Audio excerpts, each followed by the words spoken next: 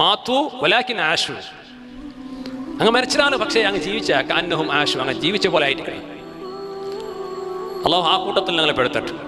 ഞങ്ങൾ ഈ ചെറിയ ദുനിയാവിൽ നാ ചെന്നല്ലേ ഉമ്മയുടെ ഗർഭപാതത്തിൽ നിന്നിട്ട് ഈ ഭൂമിയുടെ ഗർഭപാതത്തിലേക്ക് പോകേണ്ടതായ ആ ഇടയിലുള്ള നശ്വരമായ നൈമിഷികമായ ഈ ഒരു ദുനിയാവിൽ ഞങ്ങൾ എന്തെങ്കിലും സാധിച്ചിട്ട് നാലാളുകൾ ഉപകാരമാക്കിയിട്ട് ഞങ്ങൾ മരിച്ചിട്ടാണെങ്കിൽ എപ്പോഴും ചിലരതാ ഇയാൾ എൻ്റെ കഷ്ടത്തെ ടൈമിൽ സ്പന്ദനാക്കിയ ആള് അയാളെ നമുക്ക് മറക്കുകയില്ല.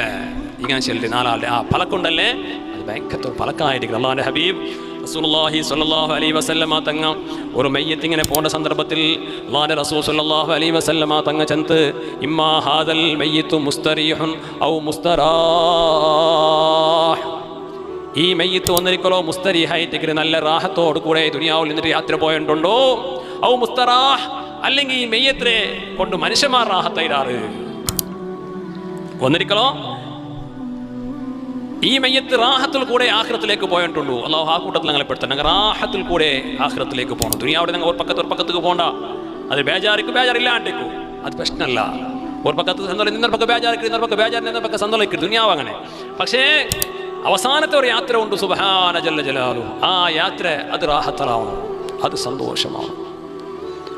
യാ അയ്യതുഹൻ നഫ്സുൽ മുത്മഇന്ന ഇർജിഇ ഇലാ റബ്ബികി റാളിയതൻ മർദിയ. ഓ ശാന്തചിത്തമായ ആത്മാവേ, നല്ല തൃപ്തിയോടുകൂടി റബ്ബിലേക്ക് മടങ്ങുക, ചെന്നിട്ട് മലക്കിന് സ്വാഗതാക്കളെ നിനക്കുള്ളതായ ആ മറ അള്ളാഹു ആ കൂട്ടത്തിൽ ഞങ്ങളെ പെടുത്തരട്ടെ. ഞങ്ങളെ സ്നേഹിച്ചവരും അള്ളാഹു പെടുത്തട്ടെ.